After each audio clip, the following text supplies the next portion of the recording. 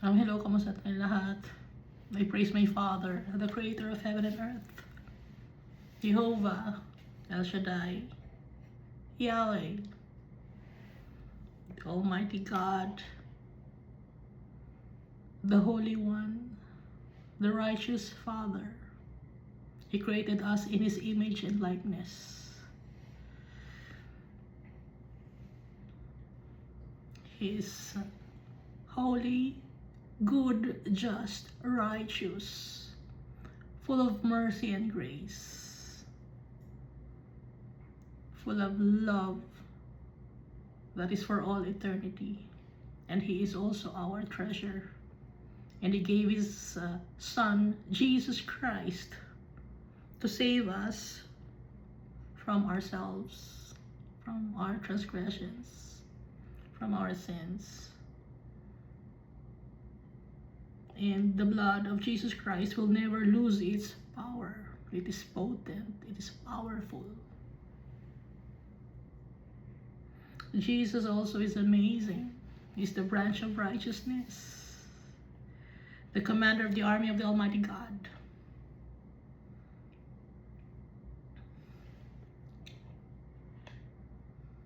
He's the King of kings and Lord of lords. And He is also our friend. He gave His life for His friends so that we may live in the kingdom of our Father and experience abundance, peace and joy and love for all eternity. And I thank the Holy Spirit for always reminding us of the goodness of our Father, of the teachings of Jesus Christ, of explaining to us the parables and the mysteries in the Bible, reminding us to do the bidding of our Father through Jesus Christ. And anyone who believes in Jesus Christ will be saved. He's the man clothed in linen with an inkhorn. So Jesus Christ is the one writing our names in His book of life. So ang may book kung saan nakasulat ang names natin, si Jesus Christ yon. Siya ang nagsusulat ng ating names sa book of life.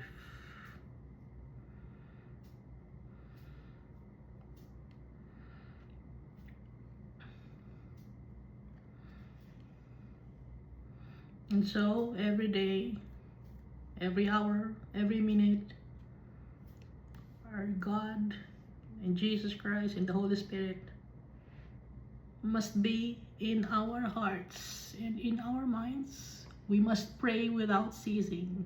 Read the Bible. Because the Bible is the manual given to us by our Father on how to live on this world.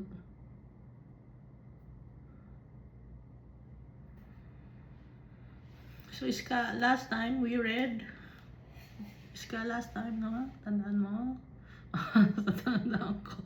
Leviticus chapter 1, Leviticus chapter 2, and Leviticus chapter 3. So, Leviticus chapter 1 is the burnt offering dahil kompleto na yung tabernacle. Nandun na rin yung Ark of the Covenant, nakaset up na. Kaya tinawag the Almighty Father si Moses to bring an offering to the Lord. Anong ibibring na offering? Depende kung ano yung kaya ng tao ibigay. Hindi sa pilitan. So, pwedeng magbigay ng cow or bull, but without blemish. It must be perfect, walang defect.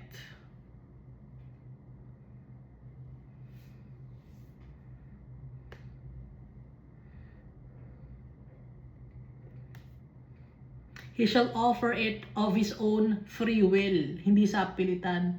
Free will ito. Kaya kami namimilit sa inyo, hindi yun si Almighty Father.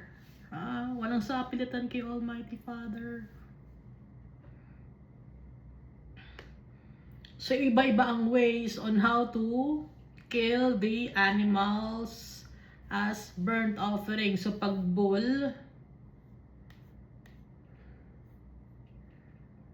it will be killed before the Lord. At yung blood is sprinkled around the altar.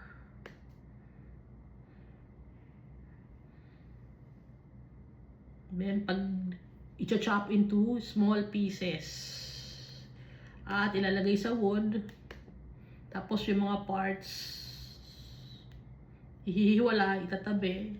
The head and the fat in order on the wood that is on the fire upon the altar. Tapos yung mga laman loob or entrails, huhugasan, no? At legs sa water. Yung water nasa basin or laver. Pero dapat nabukas yung incense. Laging merong incense. Laging may anointing oil at laging nakalight yung lamp. Hindi pwedeng mawala yung light sa lamp. So, burnt sacrifice yon. Yung iba naman, pwedeng ibigay ay sheep or goats na perfect din dapat, without defect. Ang way naman on how to kill it, it must be brought on the north side of the altar. Ilalagay naman sa north side ng altar. Kasi maliit lang siya. Tapos yung blood, syempre, sprinkled then around the altar, gaya ng sa bull. Cut into small pieces din, kasi medyo malaki pa rin yun. Yung legs and entrails, sugasan. Pero may mga nagbibigay din ng free will na turtle doves or young pigeons. Kasi may mga tao noon pa na mayayaman. May mga tao rin na hindi nila kayang magbigay ng mga malalaking animals. Kaya pwede ang turtle doves or young pigeons.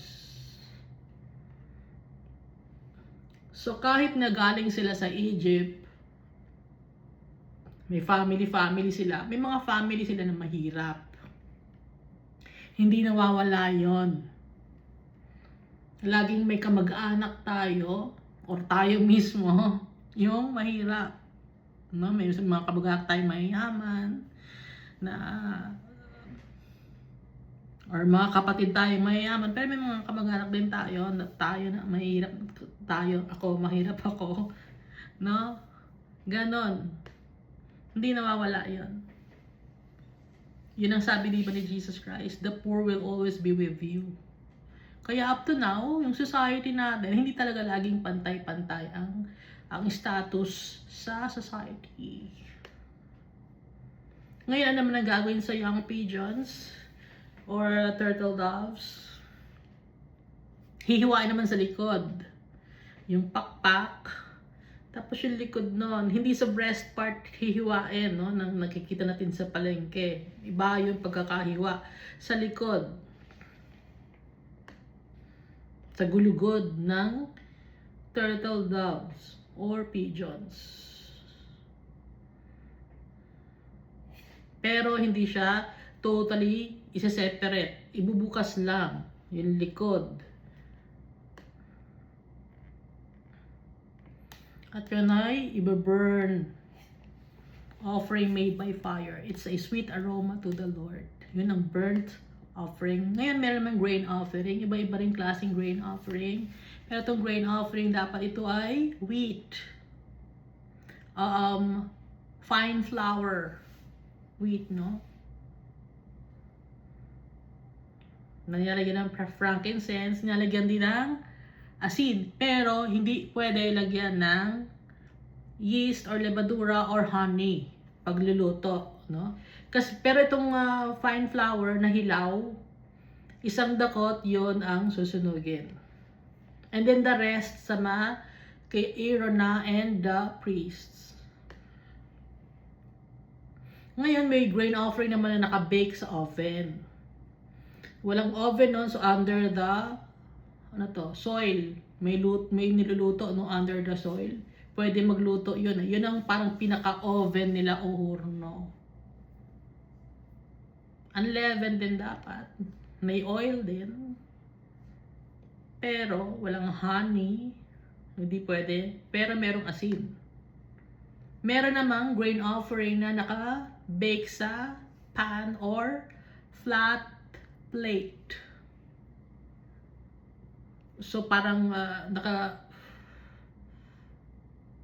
nakalatag lang. Kasi manipis, tas nakalatag na ganun. Parang pancake.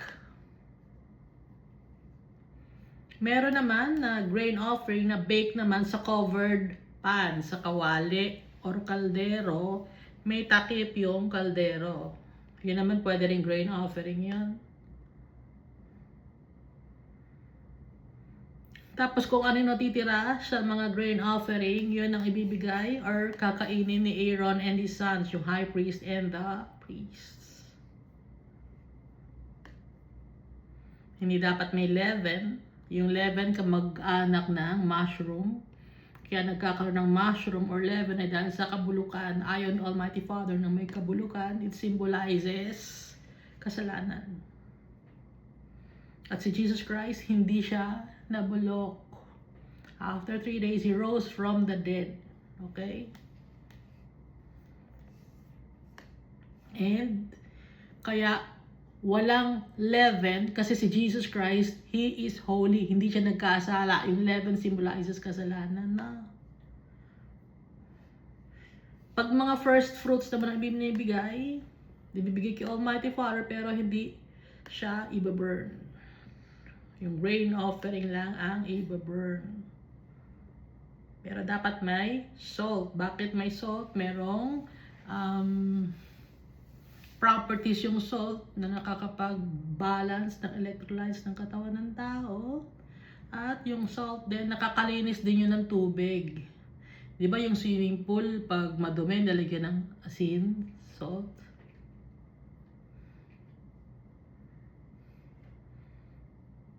Tsaka for preservative din yung salt.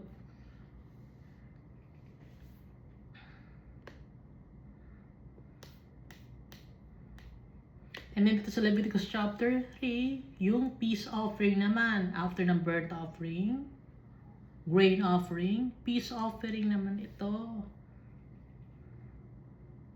Male or female pwedeng ibigay. At ililay ang hands dun sa cow. At i-sprinkle din yung blood sa altar. Bakit kailangan laging ini-sprinkle yung blood sa altar? Kailangan may dumanak na dugo para mawala yung kadumihan, yung blood ang naglilinis sa kapaligiran. Gaya ng blood ni Jesus Christ, nalilinis tayo or dilinis tayo ng blood ni Jesus Christ.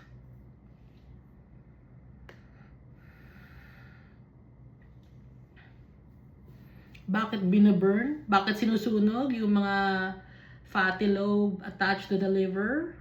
Yung mga fat at saka yung 2 kidneys kasi yun ang mga sumasala ng kadumihan. So it's literal, ngayon symbolically, no? Or metaphorically speaking.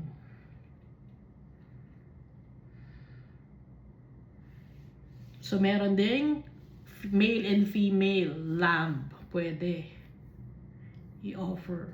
Pero yung mga fats and blood, hindi pwede kainin ng tao. That was then. Pero ngayon, kinakain na natin yung fat at saka yung blood. Hindi tayo sure kasi na yung mga kinain na isda, walang dugo yun. Sometimes yung mga isda, may dugo din yun. Nakikita nyo ba yung dugo sa isda? Oh, may dugo din yun. No? Hindi nyo nakikita.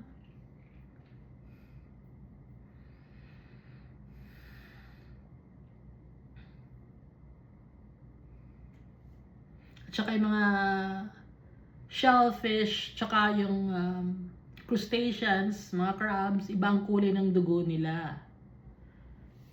Nakakakain kayo, di ba? Kaya huwag niyo sabihin hindi kayo kumakain ng dugo. At pag nakakagat nyo yung labi nyo, dumugo yung labi nyo, hindi nyo alam, nakain nyo na yung dugo. Dugo ninyo. O, diba?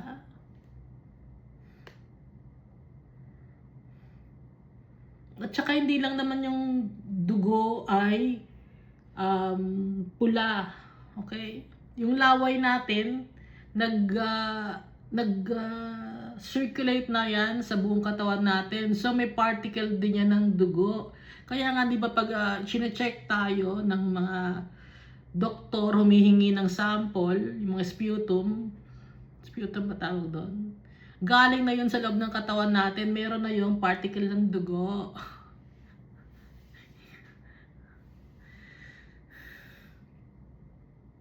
Halimbawa, umiyak ka, galing na sa loob ng katawan mo, may luha ka, nakain mo maalat. Meron na rin yung particle ng galing sa katawan ng tao. At saka yung ating mga wastes na yung urine,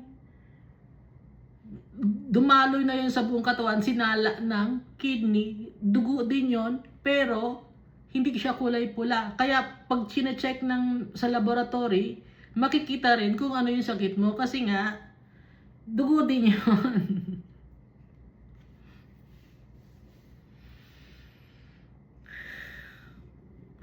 hindi naiintindihan ng tao.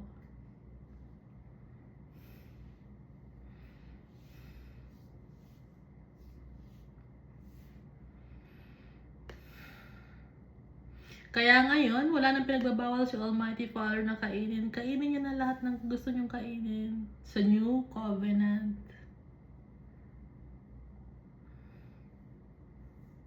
Kahit yung mga hipon, crabs. Yung hipon, yung kulay ng dugo nun, hindi pula, no? Diba? Kung kumakain kayo ng hilaw na hipon, may dugo pa rin yun. Or hilaw na talaba, na mga pagkain hilaw, may dugo pa rin yon. Kaya huwag nyo sabihin malinis kayo, hindi kayo kumakain ng dugo. That's hypocrisy. Yeah?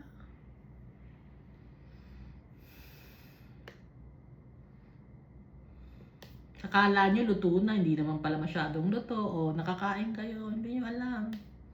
Kaya hindi tayo dapat magyabang, ay kumakain ka ng dugo. Yun ang pinagmamalaki mo, hindi ka kumakain ng dugo. But pag hindi ka kumakain ng dugo, makakapunta ka sa langit. Hindi. Makakapunta ka sa heaven dahil kay Jesus Christ. If you trust Jesus Christ, if you believe in His teachings, in His words, that He is the only begotten Son of the Almighty God. Anyone who believes in Jesus Christ will be saved. Yon ang heart of the Bible. Si Jesus Christ, sinakop na niya ang lahat. Ibinigay na sa kanya ni Almighty Father ang dominion and authority in heaven and on earth. Nakalagay sa Old Covenant. No? Hindi ko lang alam kung saan dito. Hindi ko kabisado. Andali, hanapin ko.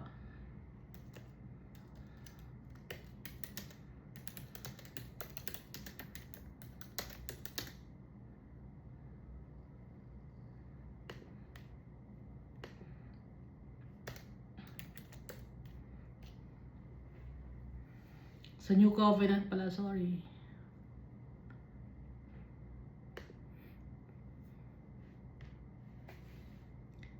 Matthew chapter 28 verse 18, and Jesus came and spoke to them saying, all authority has been given to me in heaven and on earth. John chapter 17 verse 2, as you have given him authority over all flesh, that he should give eternal life to as many as you have given him. Nagbibigay si Jesus Christ ng eternal life. Philippians chapter 2 verse 9 up to 10, therefore God also has highly exalted him and given him the name which is above every name, that at the name of Jesus every knee should bow and every tongue confess that Jesus Christ is Lord. Kaya kung ano yung tinuturo ng inyong mga preachers, pastors, leaders, ministers, kung hindi si Jesus Christ ang pinupuri ninyo at ang pinupuri ninyo ay yung leader, mali ang turo sa inyo. Titingin tayo sa Bible. John chapter 3 verse 35, the Father loves the Son and He has given all things into His hand. Si Almighty Father. Kaya magbabasa tayo ng Bible. Ha? Hindi si Mary, hindi si Peter, hindi si Paul, hindi si Stephen, hindi si Joseph. Sino? Si Jesus Christ.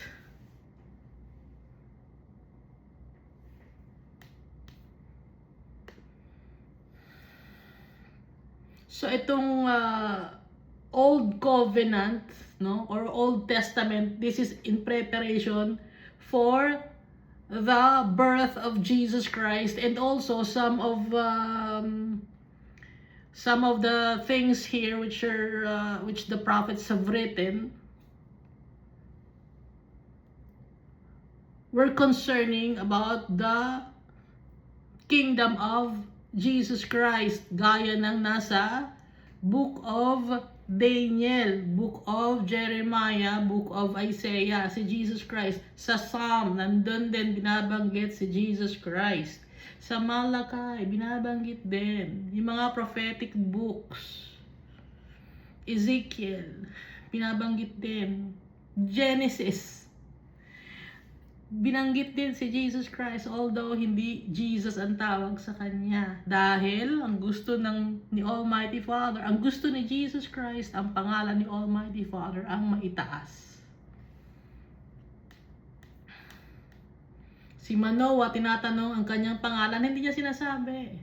No? Si Manoah, ang father ni Samson. Si Joshua, nakita niya si Jesus. Sino ka? Ikaw ba ay para sa amin or against us? Anong sabi ni Jesus? I'm the commander of the army of the Almighty God.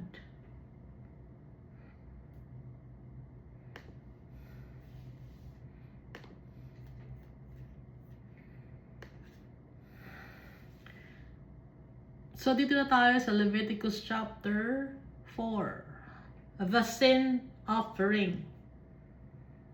Yung una, burnt offering, grain offering, peace offering, and now the sin offering in chapter 4. Now the Lord spoke to Moses saying, speak to the children of Israel saying, if a person sins unintentionally, hindi niya sinasadya, against any of the commandments of the Lord in anything which ought not to be done, and thus any of them, nagawa niya, pero hindi niya talaga dapat gawin, hindi siya unintentionally niya na nagawa.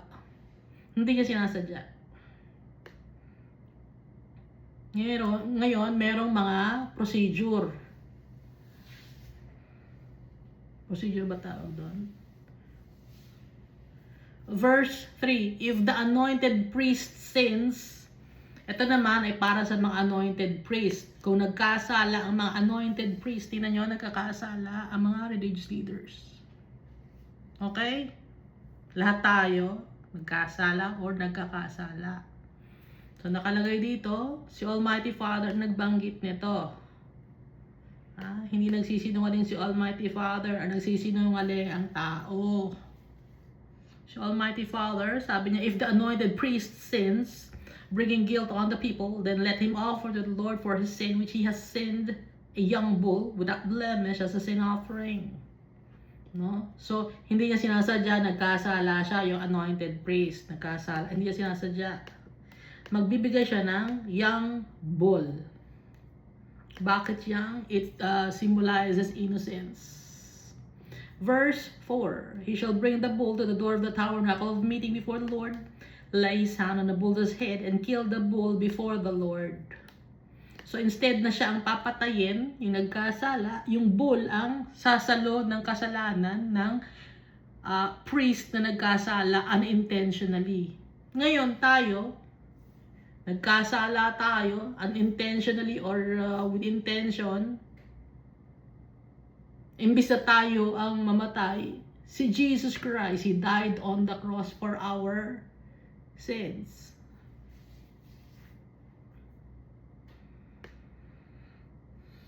Verse 5, then the anointed priest shall take some of the bull's blood and bring it to the tabernacle of meeting. The priest shall dip his finger in the blood and sprinkle some of the blood 7 times before the Lord in front of the veil of the sanctuary. Dahil nga may veil ang sanctuary, 7 times niyang isprinkle ang blood. Why 7 times? It's a complete number.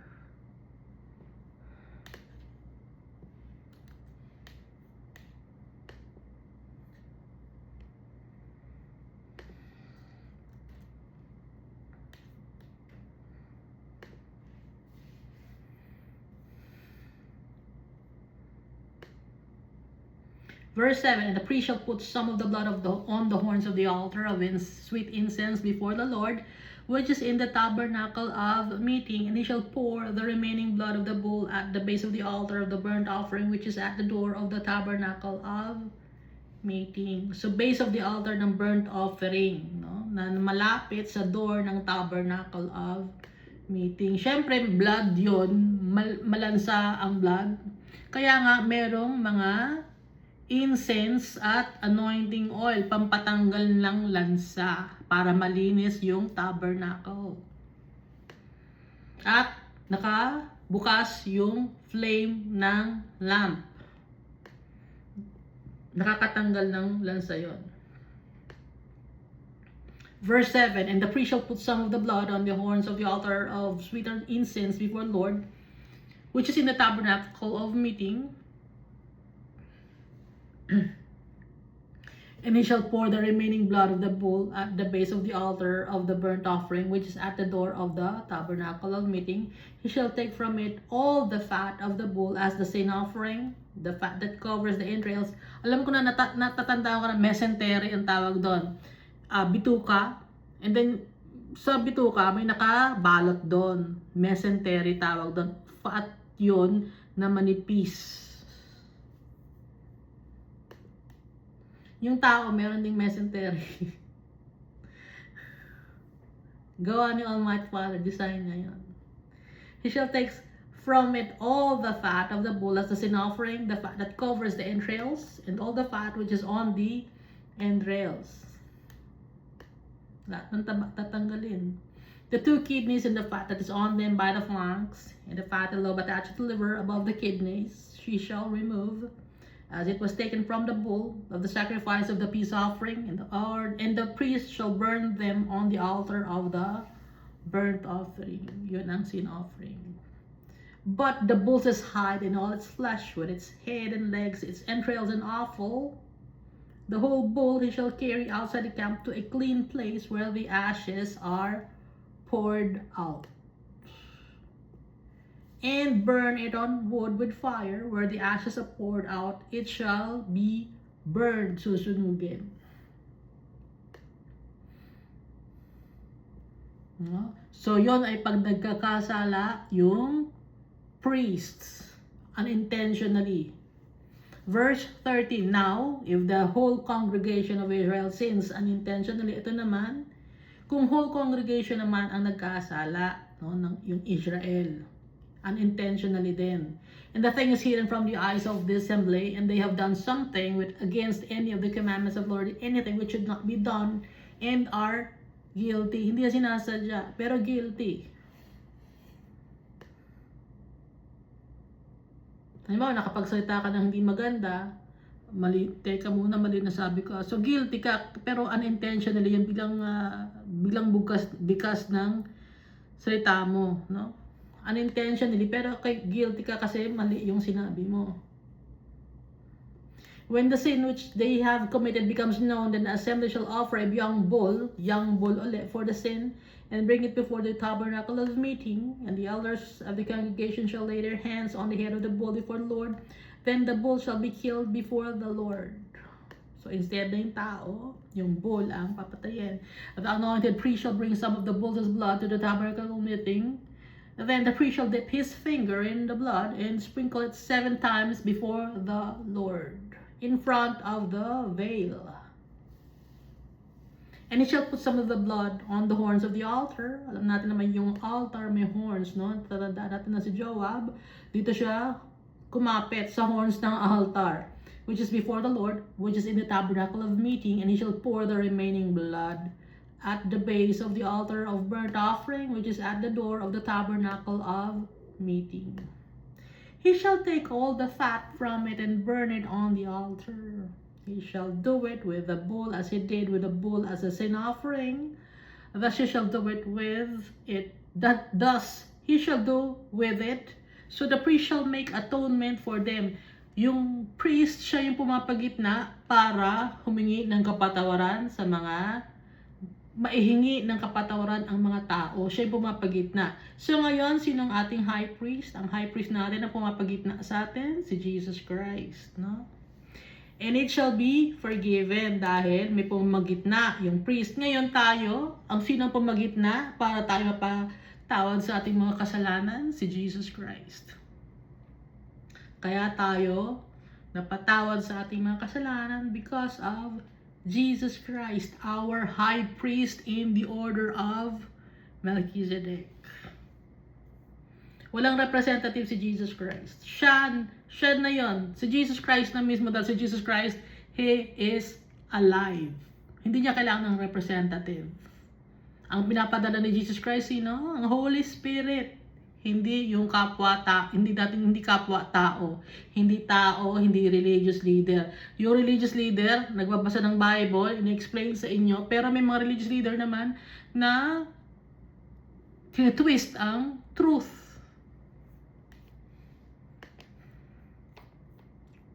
So pag tinitwist ang truth, that's those things that the religious leaders, they were teaching lies. It's blind leading the blind, no? So pareho mapupunta sa impyerno.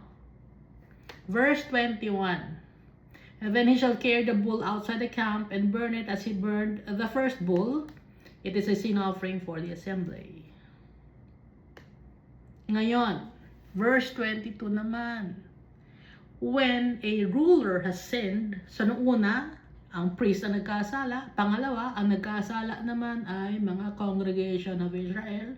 Ngayon naman, kung ruler naman ang nagkasala, like the elders, no? Example, elders. Kasi ruler yon, isa sa mga nagja-judge sa mga tao, nagkasala siya. And done something unintentionally against any of the commandments of the Lord his God, in anything which should not be done, and is guilty. Hindi niya sinasadya pero guilty siya. Or if his sin which he has committed comes to his knowledge, he shall bring as his offering a kid of the goats. Pag isang ruler or leader, ang i-offer niya, kid of the goats. A male without blemish. So lahat ng offering dapat without blemish dahil yung ibinibigay yun kay Almighty Father. Si Jesus Christ without blemish. Jesus Christ is perfect. Verse 24. And he shall lay his hand on the head of the goat and kill it at the place where they kill the burnt offering before the Lord. It is a sin offering.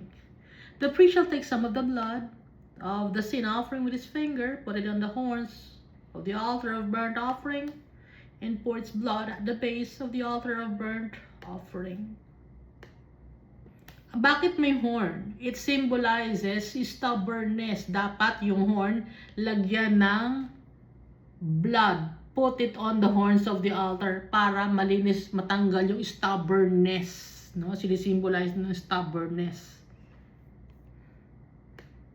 Yung pakikipaglaban. Di ba? Pag yung mga animals may horn, nang lalaban yun na yung mga horn, yun ang ginagawang weapon ng mga animals, yung horn nila. Yun ang kanilang pinangsusuwag. Verse 26, and shall burn all its fat on the altar, like the fat of the sacrifice of the peace offerings. So the priest shall make atonement for him concerning his sin, and it shall be forgiven him. So yun yung para sa ruler of the land. Ngayon, verse 27, if anyone of the common people, anong una? Priest. Pangalawa, congregation of Israel. Pangatlo, ruler of the land. Ngayon, may procedure naman pag common people naman ang nagkaroon ng kasalanan unintentionally by doing something against any of the commandments of the Lord and anything which ought not to be done and is guilty.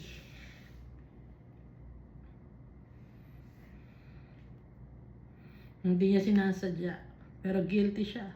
or if his sin which he has committed comes to his knowledge, then he shall bring as his offering a kid of the goats, a female without blemish for his sin which he has committed. Kid of the goats, a female without blemish. Goat na babae, walang blemish. Pag commoner or common people. And he shall lay his hand on the head of the sin offering and kill the sin offering at the place of the burnt offering. Then the priest shall take some of its blood with his finger, put it on the horns of the altar of burnt offering, and pour all the remaining blood at the base of the altar. He shall remove all its fat. Laging natanggal yung fat. As fat is removed from the sacrifice of the peace offering, the priest shall burn it on the altar for a sweet aroma to the Lord. Para hindi kainin ng mga tao.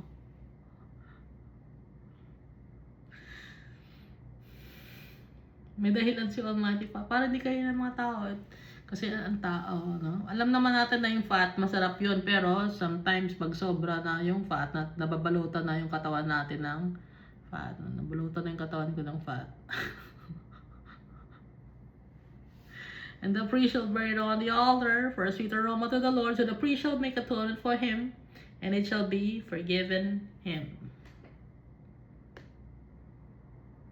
If he brings a lamb as his sin offering, he shall bring a female without blemish. Ngayon kung goat ang dinala niya, babae dapat. Ngayon kung ang dinala niya ay lamb, babae din dapat. Without blemish. It must not have any defect or defect. And then he shall lay his hand on the head of the sin offering and kill it as a sin offering at the place where they kill the burnt offering. So, iba-ibang mga commands ni Almighty Father or statutes regarding sa priest, regarding sa congregation of Israel, regarding sa ruler of the land, regarding sa common people. The priest shall take some of the blood of the sin offering with his finger, put it on the horns of the altar of burnt offering, and pour all the remaining blood at the base of the altar. He shall remove all its fat, no? As the fat of the lamb is removed from the sacrifice of the peace offering, then the priest shall burn it on the altar according to the offerings made by fire to the Lord. Bakit binaburn? Sunugin natin yung mga bagay o tanggalin natin sa pagkatao natin yung mga bagay na naging hindrance na makalapit tayo sa ating tatay. Tatanggalin yon, susunugin dapat. Walang ititira. Yun ang ibig sabihin. Hindi, ititira ko to. Lahat ng kasalanan tanggalin, sunugin, i-purge, no? Then the priest shall burn it on the altar according to the offerings made by fire to the Lord. So the priest shall make atonement for his sin that he has committed, and it shall be forgiven him. Mapapatawad dahil pumapagitna ang priest. Ang pumapagitna ngayon sa atin, si Jesus Christ. Hindi niya kailangan ng representative. Dito tayo sa Leviticus chapter 5. Ano ba ang sin offering at saka yung trespass offering? Yung sin offering, hindi mo sinasadya yun. Pero nagkasala ka. Pero itong trespass offering, ito yung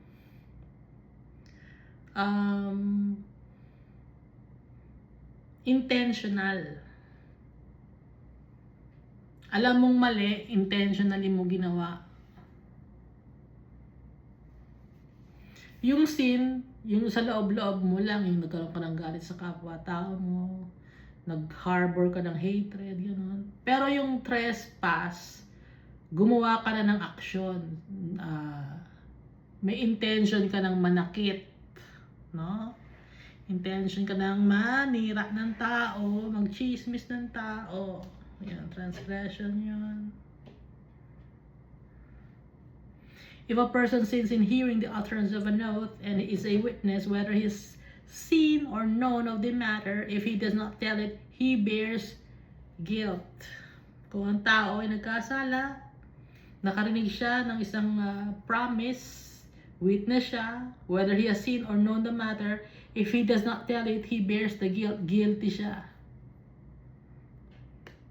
Or if a person touches any unclean thing, whether it is the carcass of an unclean beast, or the carcass of unclean livestock, or the carcass of unclean creeping things, and he is unaware of it, he shall also be unclean and guilty. Kasi with action na to, no? Hinawakan niya yung carcass, alam niyang madumi.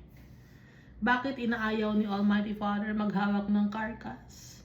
Bulok yon. May tendency mahawa ka ng kadumihan, magkasugat ka, pumasok sa katawan mo, o ano na nangyari? Magkakasakit ka. Iniingatan ni Almighty Father ang kanyang mga anak. So ngayon nakakahawak na tayo ng mga carcass. Pwede na tayong kumain. Bakit? Dahil nga pinanganak si Jesus and He died on the cross for His friends. Hindi na tayo mamamatay, but we will live with Jesus Christ in His kingdom that will never end. Dahil si Jesus, He died on the cross and He rose from the dead after 3 days. Hindi mamamatay.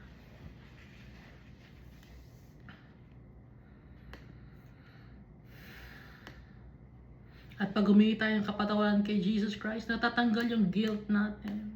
Napapalitan ng pananampalataya kay Jesus Christ. No?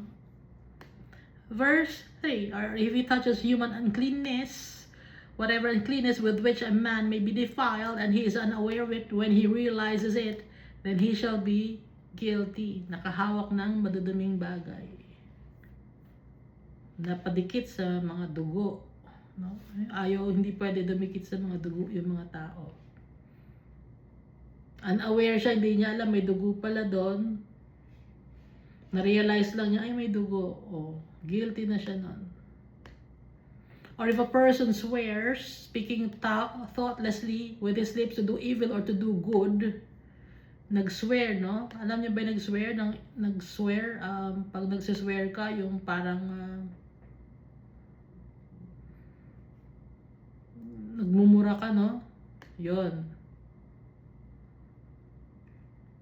Speaking thoughtlessly with his lips to do evil or to do good, whatever it is that a man may pronounce by an oath, and he is unaware of it when he realizes it, then he shall be guilty in any of this matter. And it shall be when he is guilty in any of these matters that he shall confess that he has sinned in that thing. Iko-confess niya, meaning take accountability.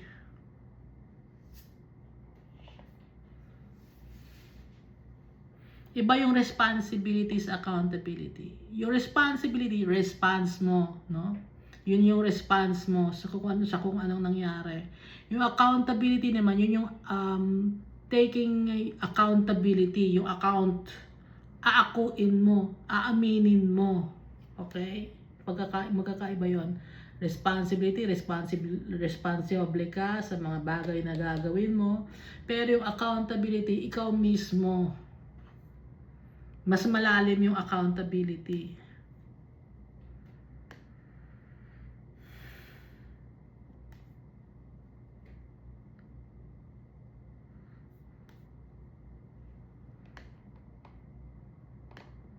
Halimbawa, responsable ka kung ba't nagkasala yung mga tao.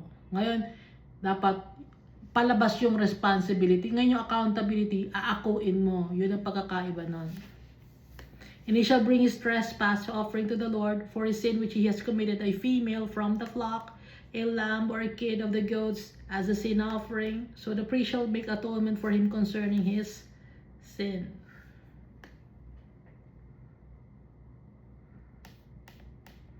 Verse 7, if he is not able to bring a lamb, then he shall bring to the Lord for his trespass which he has committed 2 turtle doves or 2 young pigeons, kung hindi niya kaya magbigay ng lamb. Dahil hindi naman lahat ng tao kaya magbigay ng malaking animals like lamb. So kung mahirap yung tao, ang kaya lang niya ibigay 2 turtle doves or 2 young pigeons. One is a sin offering and the other as a burnt offering. So dapat yung sin offering at saka burnt, kung meron kang kasalanan na trespass, not offering, pagsasamahin mo yung burnt offering tsaka sin offering. Verse 8, and he shall bring them to the priest, who shall offer that which is for the sin offering first, and wring off its head from its neck, but shall not divide it completely. I-wring yung, puputulin yung ulo, hahatiin yung likod dahil yung pakpak ibubuka, dalawang wings, no? Doon pag ganun, pabaliktad, imbis na yung manok ngayon, di ba? Yung manok natin pag hinihiwa natin sa breast, tapos i-divide natin. Noong time kaya dito sa Bible, sa wings naman, sa back hinihiwa, no? Pero hindi totally hiwalay. Then he shall sprinkle some of the blood of the sin offering on the side of the altar, and the rest of the blood shall be drained out at the base of the altar. It is a sin offering. And he shall offer the second as a burnt offering according to the prescribed manner. So the priest shall make atonement on his behalf for his sin which he has committed, and it shall be forgiven him. Mapapatawad sa kanyang kasalanan. But if he is not able to bring 2 turtle doves or 2 young pigeons, then he who sins shall bring forth his offering, 1/10 of an ephah of fine flour as a sin offering.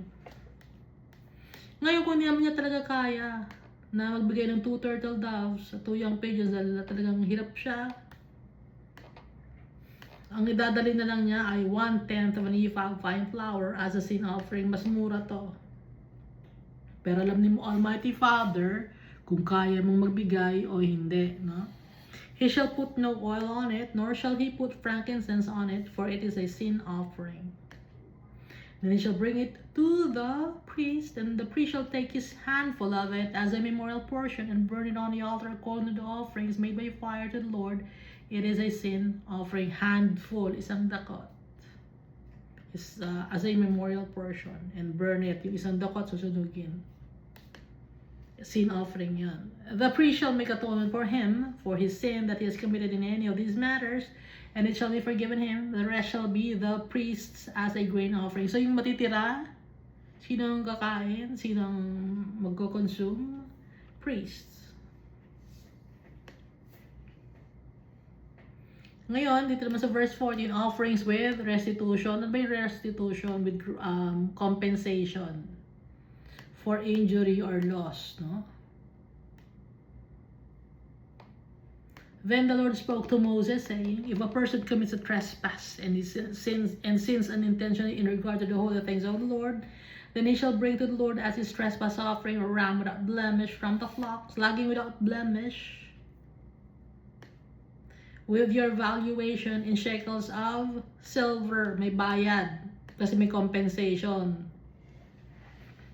With restitution to, kaya with your valuation in shekels of silver according to the shekel of the sanctuary as a trespass offering. And he shall make restitution for the harm that he has done in regard to the holy thing, and shall add 1/5 to it and give it to the priest. Magkano ang idadagdag? 1/5 to it and give it to the priest. Ngayon, ram without blemish from the flocks with your valuation in shekels of silver. Let's say for the injury or loss, may bayad, compensation, and give it to the priest. So the priest shall make atonement for him with a ram of the trespass offering, and it shall be forgiven him. So may penalty. If a person sins and commits any of these things which are forbidden to be done by the commandments of the Lord, though he does not know it, yet he is guilty and shall bear his iniquity. Sometimes kasi yung mga tao hindi nila alam. Kasi nga bago pa lang ini-introduce sa kanila nung time na to yung law ni Almighty Father. So some of them are not informed yet. Kaya merong unintentionally na binabanggit dito. Pero kahit na unintentionally na mayroon silang kasalanan dahil na-present na yung law ni Almighty Father.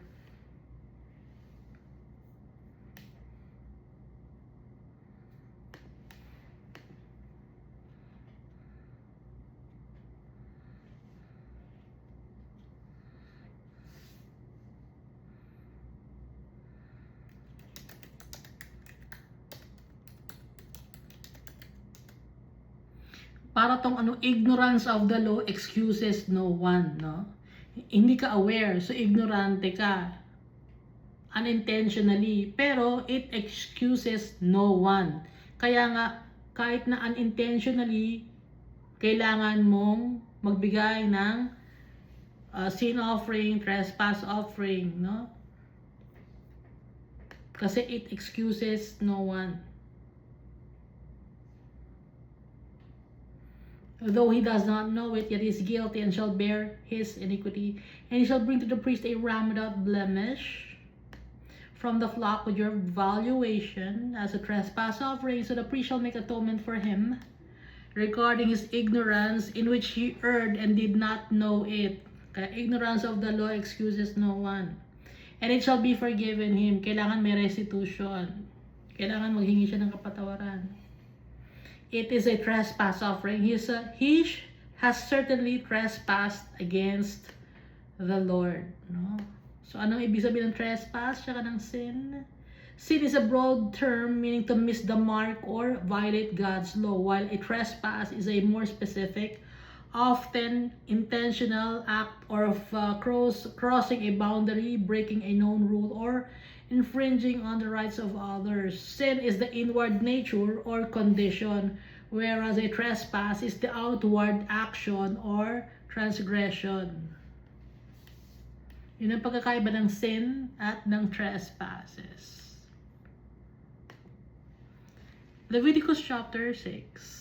And the Lord spoke to Moses, saying, if a person sins and commits a trespass against the Lord by lying to his neighbor about what was delivered to him for safekeeping, or about a pledge, or about a robbery, or if he has extorted from his neighbor, extortion, no? Sinungaling, deceiving people, scammers, manloloko, sinungaling. Magkakamag-anak to, sinungaling, nagnanakaw, scammer. Kasi dun pupunta yung kasinungalingan, extortion, no? Dun umiikot eh. Para makapag-extort ka, kailangan makapaggawa ka ng mga kwento, ganon. Para makapagnakaw ka, kailangan mong manloko ng tao.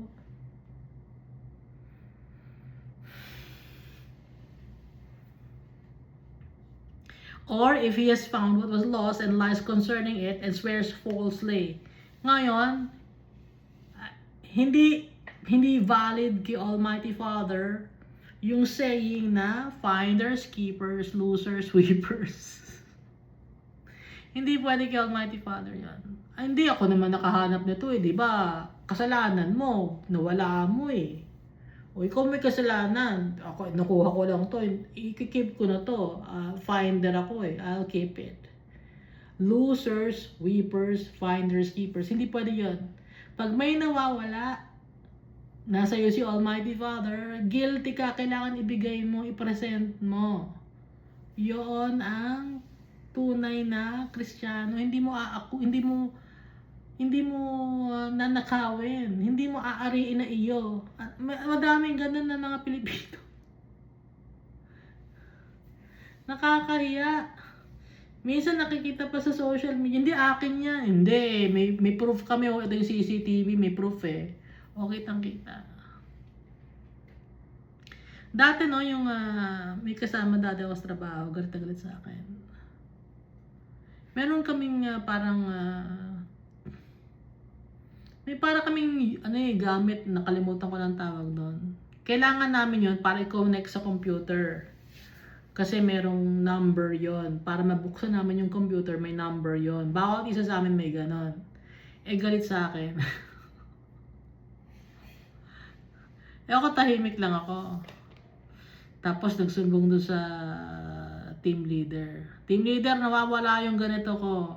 Kasi nga galit sa akin, ako ang pagbibintangan. Ako nakaupo lang ako, nagtatrabaho ako doon, nakatahimik lang ako. Siya naggagalit na siya, ganon. Tapos parang may boyfriend siya na hindi ko alam kung ano niya yon. Team leader nawawala, may nagnakaw ng ko. Kalimutan ko yung tawag doon May nagnakaw ng, kasi nakatago yun sa team leader. May nagnakaw. Tapos alam ko ako ang sisisihin, no? Dahil sa akin galit, no? Pero hindi ako galit sa kanya kasi hindi naman siya pinapansin. Alam ko yung style niya. Alam ko yung style na to. Papapansin to. Hindi ko pinapatulan. Tapos, paulit-ulit na nagwawala na siya, ganon. Sa ano yun, sa floor yun ng trabaho dati. Tapos, sabi ko, bakit hindi nyo tignan sa CCTV para malaman ninyo kung saan nyo naiwala? Nahanap nila. Sila mismo ang nagwala para lang maisisi sa akin. Ang galing, di ba? O, sabi ko, tignan nyo sa CCTV, ang daming CCTV dyan. Tignan nyo kung sino ang kumuha. Kala ninyo, maisahan ninyo ko. Gustong isahan ako, gustong ako ang sisihin na ako daw ako niya. Alam ko gano'n ang mangyayari, pero kasama ko si Almighty Father, hindi siya papayag. Oh, takot silang nahanap ninyo, no? Kasi kaya nila nahanap, sila mismo ang nagwala. Nasa ibang lugar, itinapo nila, parang, ang tawag doon? Inihagis nila. Kita yun sa CCTV. Tingnan yun sa CCTV. Oh, takot ngayon sila. Kailangan mahanap natin ito. Makikita tayo talaga yung gumawa. Oh. Yun, sinungaling gano'n, no? Para lang mapagbintangan ng ibang mga tao. That's demonic.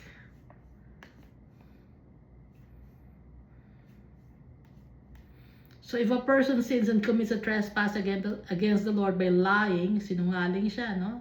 To his neighbor about what was delivered to him for safekeeping. Di ba, may pinatago kang gamit.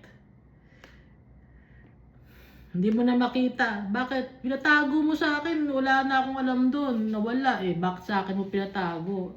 Pero syempre, dapat accountable ka doon sa'yo pinatago. Pero may mga tao, hindi, pinatago mo sa akin, nawala eh. Wala eh. Oh, kung sa ikaw nga, hindi mo nga kayang itago, sa akin mo pa ipapatago. Pero kasalanan yun dahil pinatago ng isang tao sa'yo in good faith. No? Or about a pledge, or about a robbery, or if he has extorted from his neighbor. Uso na ang extortion nun. Uso na mga scammers nun. So yung mga kasalanan ng mga tao ngayon, matagal na yan. Paulit-ulit lang. Ha?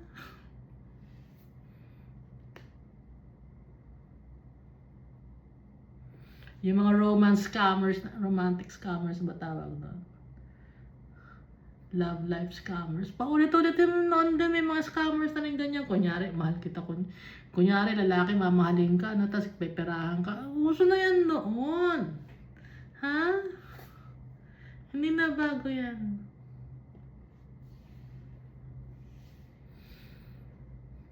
Ipapromise sa'yo yung stars, moon, and sun. Tapos gagamitin ka lang. Uso na yan, no? It's a form also of extortion, but in a different way. Pero, extortion pa rin yun. Kasi pandoloko yun. Verse 3, or if he has found what was lost and lies concerning it and swears falsely. Yung finders, keepers, losers, sweepers, nahanap, nakita ko to akin yan. Sa'yo ba talaga yan? Hindi, akin yan. Nahulog ko yan dyan. Pero makikita mo sa CCTV, hindi talaga kanya. May nakita ko sa internet. Sabi nung foreigner or English-speaking person, is this yours? Pero yung pera na yon kanya talaga yon. Parang he was only testing the woman. Sabi ng babae, yes, that's mine. How much is it? I don't know, but it's mine. Hindi naman kanya. Tapos dumating yung anak niya, sabi ng anak niya, it's my mother's. No, it's not. Sabi, kasi ang totoo, yung pera na yon, hindi naman talaga kanila. Kunyari lang yon, tinetest lang ng isang lalaki kung magiging honest yung mag-ina. Hindi honest, nakakahiya. Kitang-kita sa camera. In any one of these things that a man may do in which he sins, kasalanan yon, then it shall be because he has sinned and is guilty that he shall restore what he has stolen. Ibalik niya yung kanyang ninakaw. Or the thing which he has extorted, ibalik niya. Kung ano yung mga extortion na ginawa niya or scam, ibalik niya. Or what was delivered to him for safekeeping. May pinatago sa kanya, tapos bilang nawala, ibalik niya. Kung nawala, pinatago sa kanya. Saan niya napunta yun? Or the lost thing which he found. Kaya nga di ba may mga lugar na may mga lost and found? Kasi nga, pag may mga lost things, dun mo ilalagay sa isang place para yung may totoong may-ari, makita yon. Ngayon, sa ibang country, like yung country natin, meron ba tayong lost and found? Wala kasi nga, finders keepers dito. Ay, naiwan niya tong device na to, akin na to. Bakit niya naiwan, di ba? Akin na to. Oh. Hindi tama yon.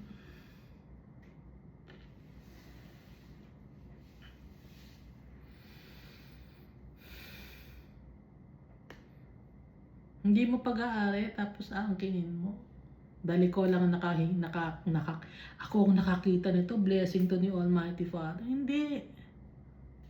Meron akong account. Babayaran sana ako. Ngayon nagkamali ako ng pasok ng number. Tinawagan ko ngayon yung tao. Sabi ko pa rin pakibalik yung pera. Nagkapali ako ng pasok ng number. Ay, hindi amin na to.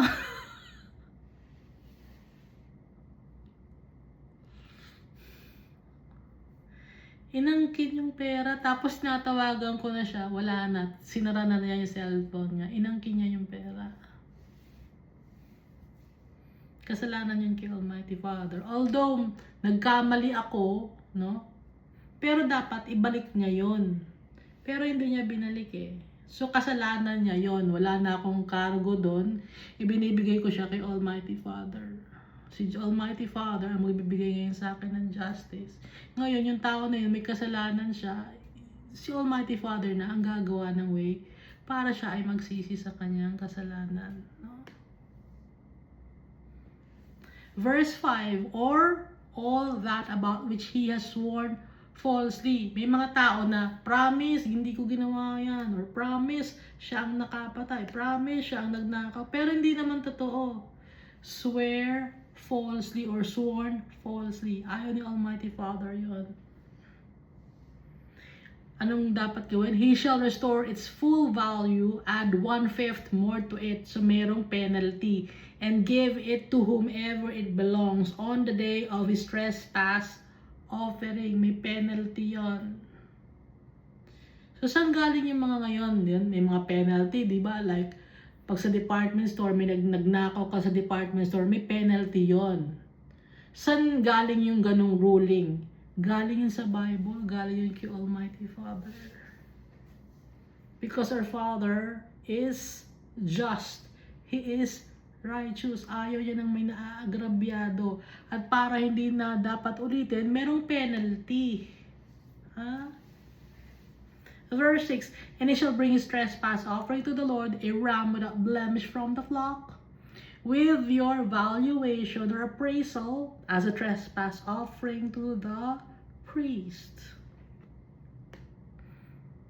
So the priest shall make atonement for him before the Lord, and he shall be forgiven for any of these things that he may have done in which he trespasses. Then the Lord spoke to Moses, saying, command Aaron and his sons, saying, this is the law of the burnt offering. Yung unang-unang binanggit na burnt offering. The burnt offering shall be on the hearth upon the altar all night until morning, and the fire of the altar shall be kept burning on it. Pag sa burnt offering, yung hearth of the altar, it will keep on burning dapat. Hindi dapat mawala yung burn or yung fire sa altar. Verse 10, and the priest shall put on his linen garment and his linen trousers. He shall put on his body and take up the ashes of the burnt offering, which the fire has consumed on the altar, and he shall put them beside the altar. Hindi ilalagay sa noo, ha?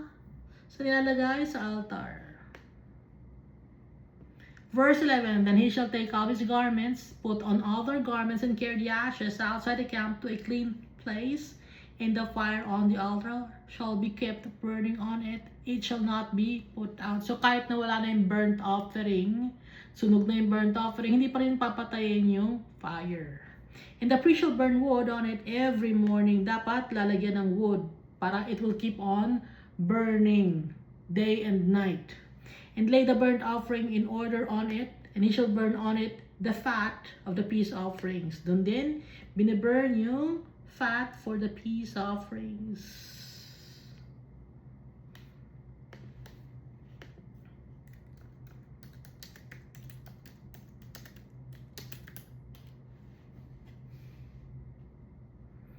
Yung peace offering, it's to reconcile with our Father, to end a conflict, harmony of people. Yun ang peace offering. Yung burnt offering naman, it's a worshiping the Almighty Father. Yung sin offering naman, yun yung pag nagkakasala, kailangan mag-offer ka kay Almighty Father. So ngayon, ano na ang ginagawa natin? We worship our Father. Hindi natin kailangan pa magsunog ng mga animals. And then, pag nagkakasala tayo, sino ang tinatawag natin? Si Jesus Christ to cleanse us by His precious blood. At para magkaroon ng harmony, magkaroon ng peace, sino ang Prince of Peace? Si Jesus Christ. He must be in our hearts. Okay?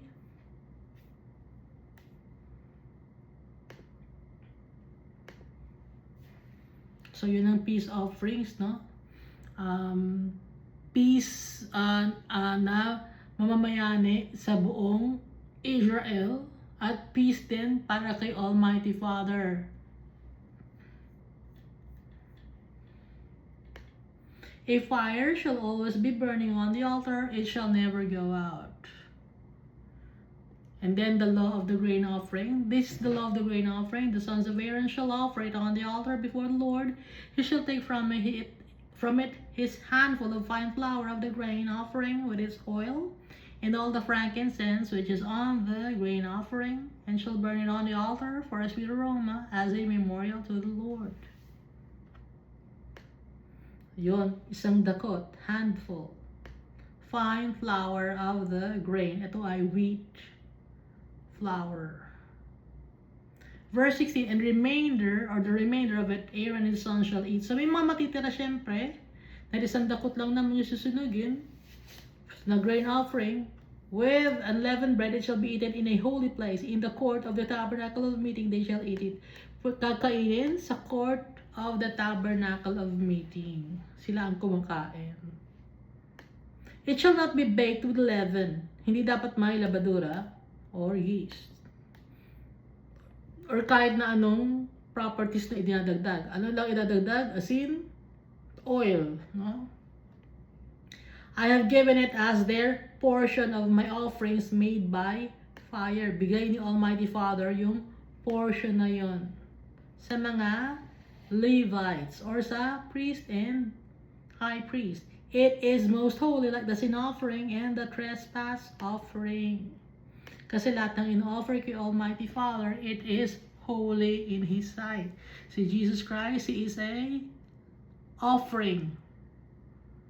He gave His life for His friends. So si Jesus Christ, without defect, perfect. Kaya, gagamitin natin ang name ni Jesus Christ. Verse 18, all the males among the children of Aaron may eat it. Mga lalaki na mga anak ni Aaron ang pwedeng kumain. It shall be a statute forever in your generations. Concerning the offerings made by fire to the Lord, everyone who touches them must be holy. Dapat walang kasalanan, hihingi ng kapatawaran dapat. It must be sanctified or consecrated, yung mga taong nakakain or hahawak.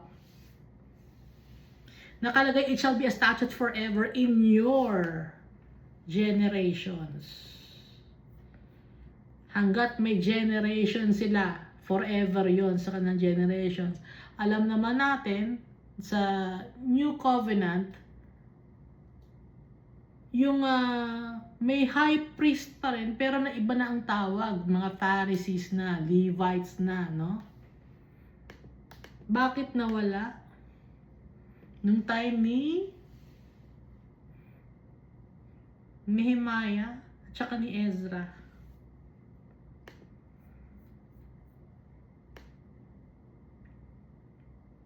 Nung sinakop sila ng ano ba yung Persian Empire, in Babylonian Empire.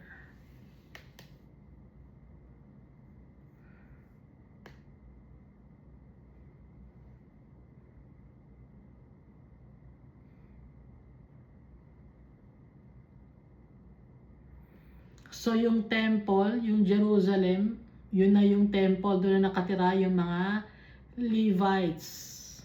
No? Hindi na all around the places in Israel. Doon na sila converge sa Jerusalem pagbalik nila from Babylon and Persia. Kaya yung generation ni Aaron and his sons nawala. No? Kaya it shall be a statute forever in your generations. Ngayon, tayo ngayon ang royal priesthood, a holy nation. So hindi lang ang mga Levites or ang mga anak ni Aaron, kundi tayo na mga nagtitiwala kay Jesus Christ. Tayo na ang mga anak ng Diyos na mahal si Almighty Father. Verse 19, the Lord spoke to Moses saying, this is the offering of Aaron and his sons, which they shall offer to the Lord, beginning on the day when he is anointed. 1/10 of an ephah of fine flour as a daily grain offering, half of it in the morning and half of it at night. So, ilang beses kumakain ng mga tao? Umaga at gabi. Walang merienda sa umaga, tanghalian, merienda sa hapon, tapos after ng dinner may midnight snack pa, puro kain na lang. So, ng time na to, dalawa lang ang kain nila, morning and night. Kaya tumaba na tayo ng tumaba. Kahit oras-oras kain tayo, lagi may nakasuba sa bibig, nguya na nguya, ganon. Verse 21, it shall be made in a pan with oil. When it is mixed, you shall bring it in. The baked pieces of the grain offering you shall offer for a sweet aroma to the Lord. Verse 22, the priests from among his sons, who is anointed in his place, shall offer it. It is a statute forever to the Lord. It shall be wholly burned. Ngayon, ano na yung bread? Si Jesus Christ na yung bread of life.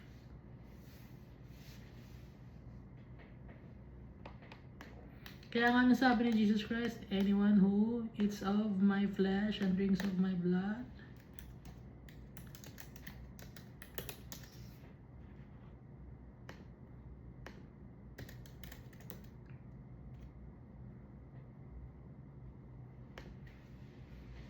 John chapter 6, verse 54 to 56, whoever eats my flesh and drinks my blood has eternal life, and I will raise him up at the last day. For my flesh is food indeed, and my blood is drink indeed. He who eats my flesh and drinks my blood abides in me, and I in him. Symbolically speaking, no?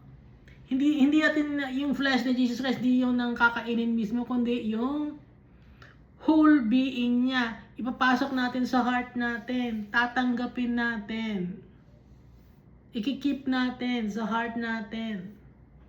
Yun ang ibig sabihin nun.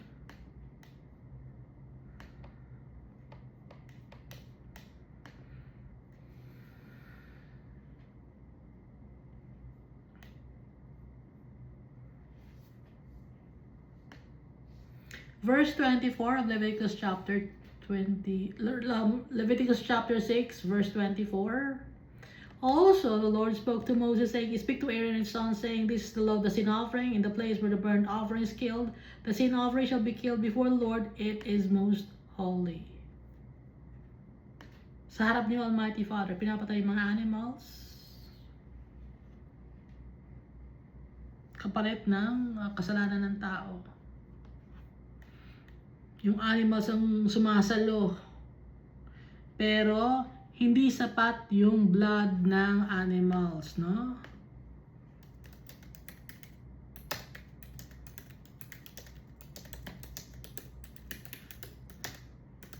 Kaya nagkaroon ng better covenant.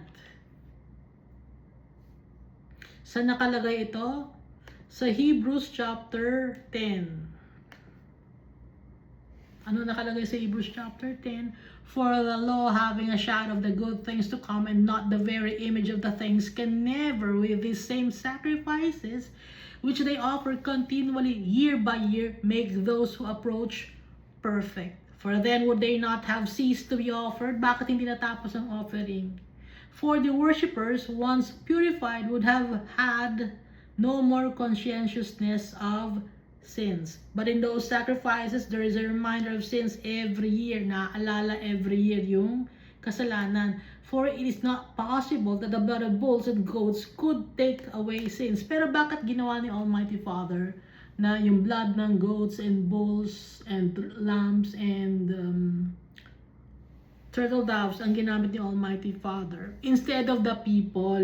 Okay, kailangan may dumanak na dugo. So, prepare ni Almighty Father ang mga tao to be obedient. Kaya dito sa Old Covenant, merong sa Leviticus, merong itinuutos si Almighty Father and also to test the people kung they're willing to give. Free will yun.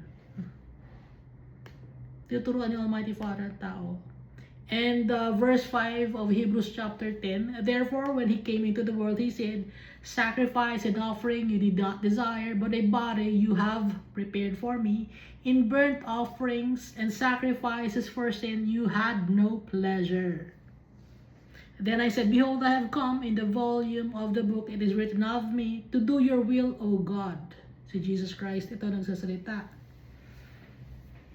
Previously saying sacrifices and offering, burnt offerings and offerings for sin you did not desire, nor had pleasure in them, which are offered according to the law. Then he said, behold, I have come to do your will, O God. He takes away the first that he may establish the second. Tinanggal ni Almighty Father yung utos sa Old Covenant about the burnt offerings para ma-establish yung second. Ano yung second? Si Jesus Christ yung offering. By that will we have been sanctified through the offering of the body of Jesus Christ once for all. No? Once for all, hindi na kailangan pa ulit-ulit pa mag-sacrifice. Ituloy natin Hebrews chapter 10. And every priest stands ministering daily and offering repeatedly the same sacrifices which can never take away sins. But this man, tinutukoy dito sa Jesus Christ. Bakit man? Kasi si Jesus Christ wala naman siyang wings. Okay? Kamukha natin si Jesus Christ, kamukha natin ang tatay natin. Our Father created us in His image and likeness. Kaya walang wings si Jesus Christ. But this man, after he had offered one sacrifice for sins forever, sat down at the right hand of God, from that time waiting till his enemies are made his footstool. For by one offering he has perfected forever those who are being sanctified. Just by one offering, he has perfected forever.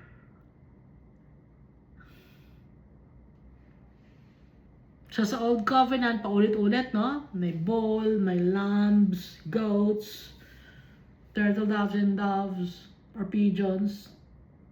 So, si Jesus Christ, He has perfected forever because He is without blemish. He is holy. He is just like the Almighty Father. So, He has perfected forever those who are being sanctified. But the Holy Spirit also witnesses to us.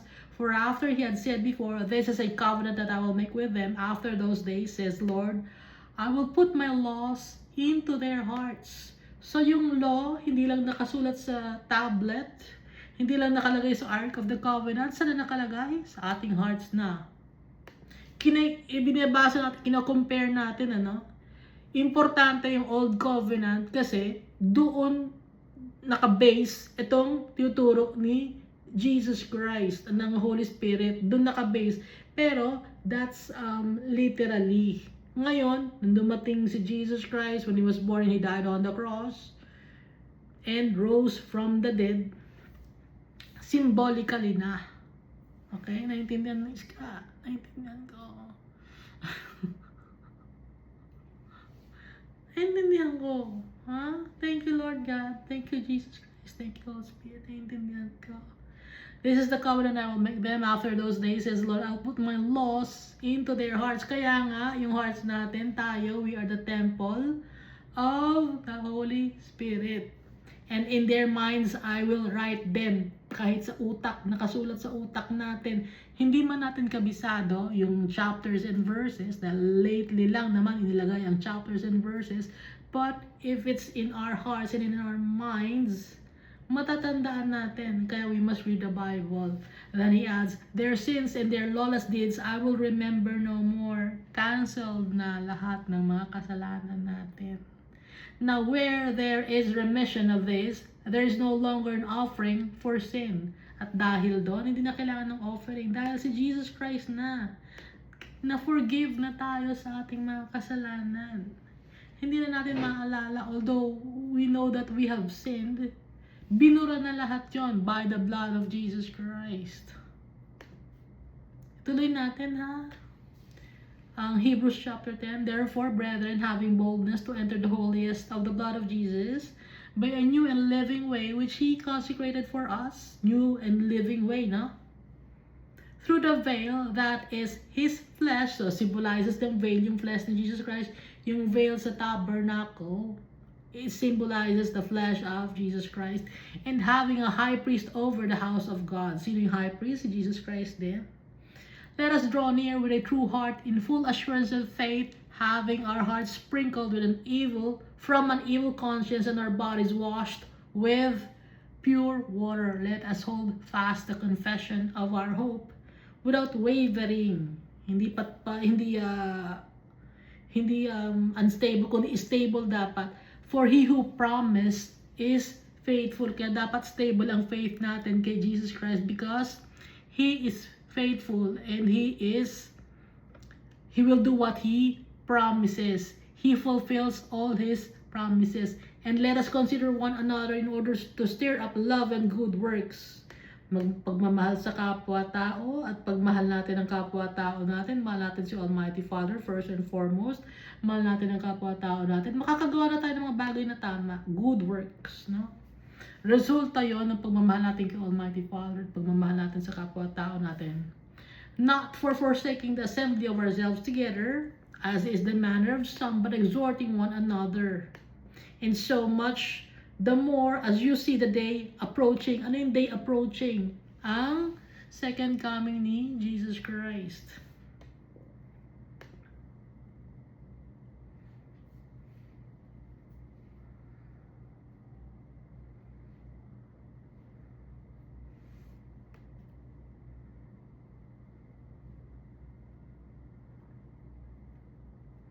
Ituloy natin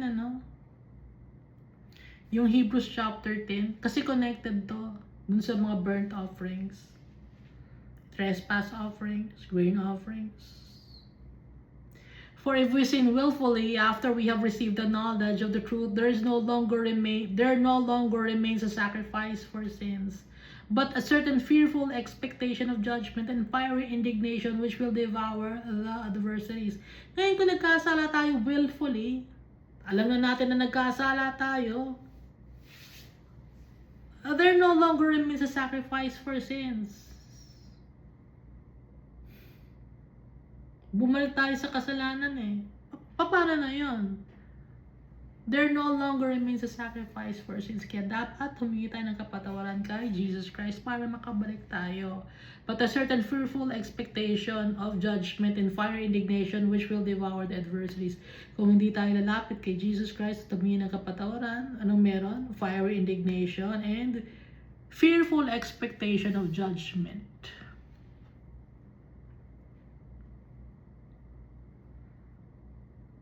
Verse 28. Fiery indignation which will devour the adversaries. Sino yung mga adversaries? Mga kalaban ni Almighty Father, the stubborn people. Verse 28 of Hebrews chapter 10. Anyone who has rejected Moses' law dies without mercy on the testimony of 2 or 3 witnesses namatay ng walang kapatawaran.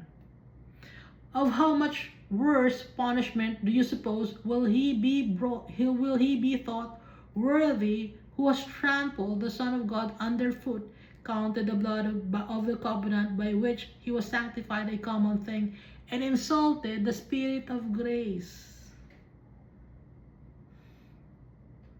Pag nireject yung law ni Moses, namatay ang mga tao na hindi nagkaroon ng kapatawaran. Paano pa kaya kung si Jesus Christ? Paanong kapatawaran, paanong punishment pa kaya ang makukuha ng tao na si Jesus na mismo ay inalipusta or people mocked Jesus, the Son of God, underfoot, counted the blood of the covenant by which he was sanctified a common thing, and insulted the Spirit of grace, at ininsulto pa ang Spirit of grace. For we know him who said, vengeance is mine, I will repay. So kung sino man yung matitigas ang ulo, ayaw sumunod, vengeance is mine, sabi ni Lord, I will repay, says the Lord. And again, the Lord will judge his people. It is a fearful thing to fall into the hands of the living God. Nakakatakot. Yung galit ni Almighty Father, ang buhay na Diyos, ang totoong Diyos, nakakatakot.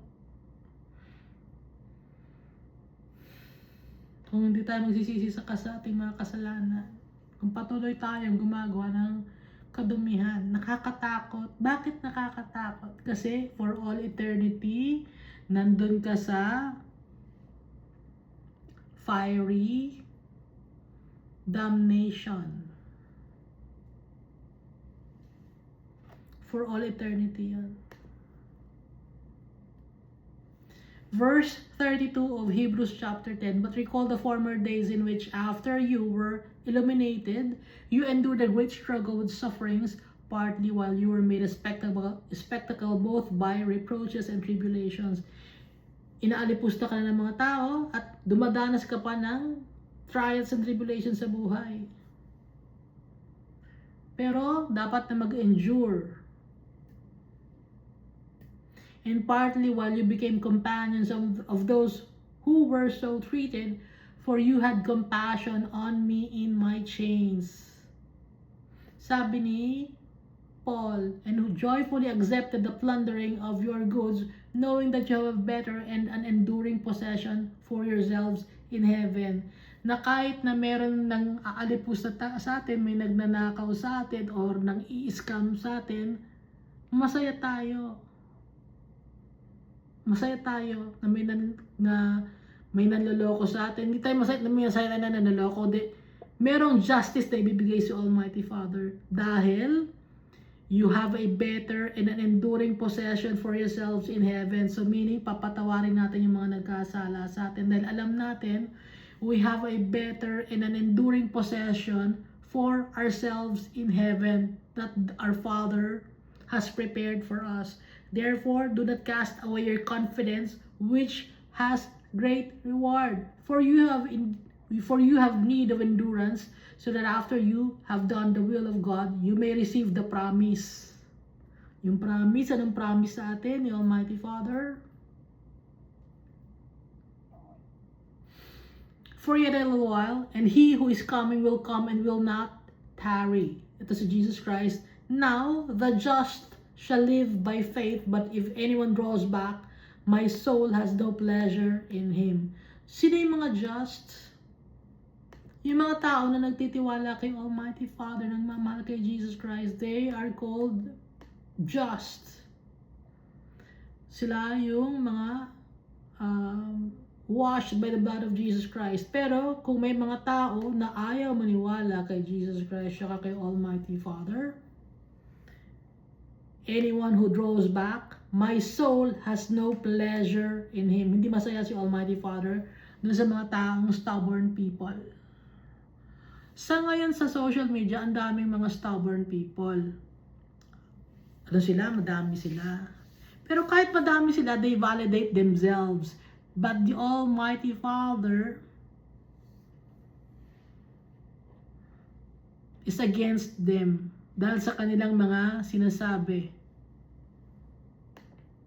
Hindi dahil sa konti lang ang nagtitiwala kay Almighty Father, mali na yung mga tao na yon. Hindi to quantity, quality ang gusto ni Almighty Father.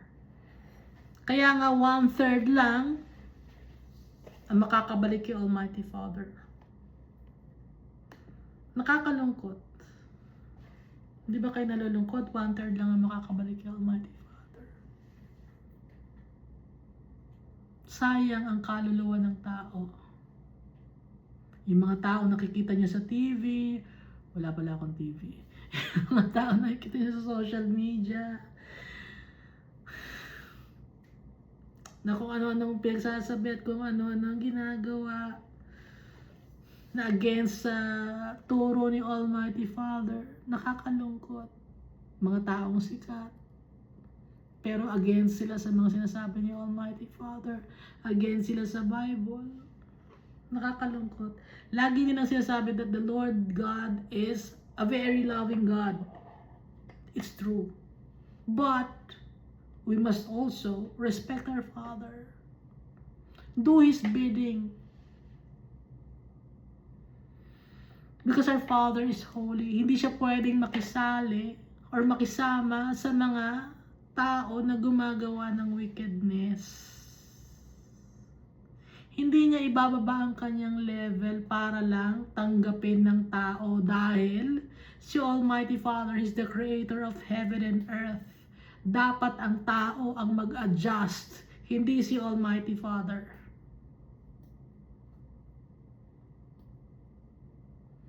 He is a loving God, righteous, very patient. Pero nakita natin dito, di ba? Sa Bible, anong ginawa ni Almighty Father sa mga disobedient people? Pinaparusahan niya. Pinapagalitan niya.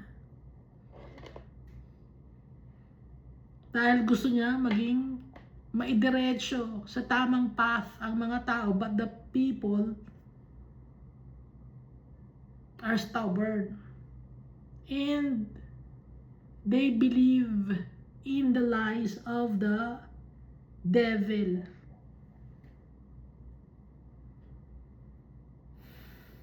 Verse 39 of Hebrews chapter 10, but we are not of those who draw back to perdition or to destruction, but of those who believe to the saving of the soul.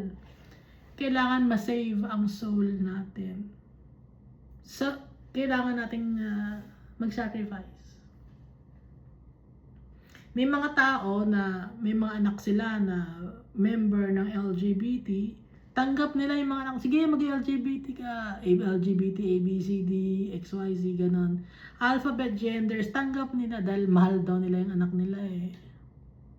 Kung talagang mahal mo ang anak mo, ituturo mo kung ano ang ituturo ni Almighty Father. Hindi tayo magiging enabler ng wickedness. Read Romans chapter 1. Kung ina-enable mo ang anak mo na maging alphabet gender, hindi yung tunay na pagmamahal. Gusto mong mapunta sa eternal damnation yung anak mo. That's not love. Hindi mo tinuturo yung totoo, yung tama. In-enable mo siya to do wicked things. Abomination in the eyes of the Almighty God.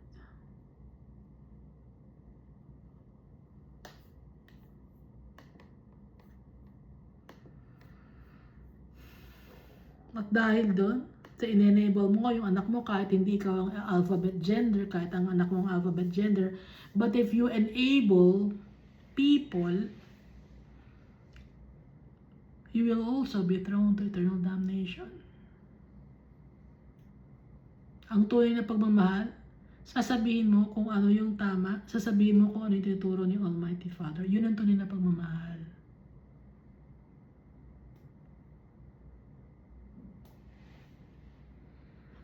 Ituloy natin, balik ulit tayo sa Leviticus chapter 6, no? Speak to Aaron and his sons, saying, this is the law of the sin offering, in the place where the burnt offering is killed. The sin offering shall be killed before the Lord. It is most holy. The priest who offers it for a sin shall eat it in a holy place. It shall be eaten in the court of the tabernacle of meeting.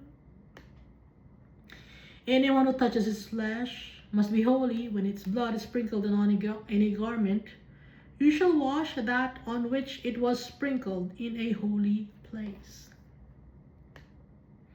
But the earthen vessel in which it is boiled shall be broken. Ngayon, kung sa palayok, no, binoiled yung flesh, yung palayok dapat sirain. Pero, and if it is boiled in a bronze pot, it shall be both scoured and rinsed with water. Iis-isin at huhugasan sa tubig kung sa bronze pot na boil. Pero kung sa palayok, dapat yung palayok na yon ay sirain or basagin.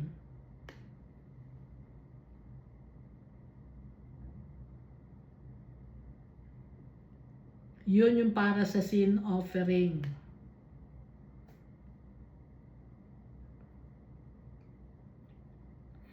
All the males among the priests may eat it. It is most holy. But no sin offering from which any of the blood is brought into the tabernacle of meeting to make atonement in the holy place shall be eaten. It shall be burned in the fire.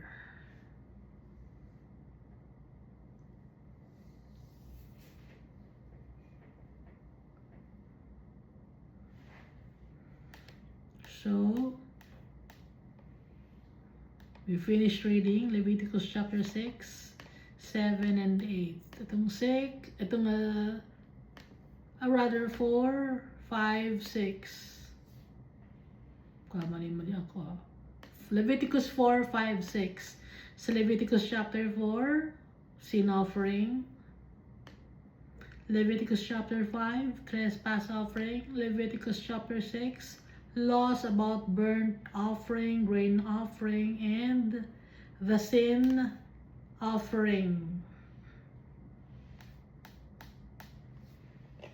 So ngayon, madaming mga procedure na pinagawa si Almighty Father, bawat isang animal or bawat isang kasalanan ng tao, may corresponding procedure. Ngayon, dali na lang ni Almighty Father. Ano yung offering? Si Jesus Christ na lahat. Hindi na tayo mahihirapan pa. The only thing that we should do is to trust Jesus Christ. Pinadali na ng tatay natin because He loves us. Hindi niya tayo iiwan. Malaki na yung investment sa atin ng tatay natin. Paano pa tayo iiwan ng tatay natin? Laki na ng investment niya sa atin. Kaya nga tayo ang kanyang treasure. First and foremost, kamukha natin yung tatay natin. Napakalaki investment na noon. Binigyan niya tayo ng body, binigyan niya tayo ng soul, nilagay niya tayo sa isang lugar to live. Tapos, well taken care of tayo, binigyan tayo ng pagkain every day. Malaking investment, and binigay niya pa si Jesus Christ para mapatawad tayo sa ating mga kasalanan dahil tayo ay matitigas ang ulo.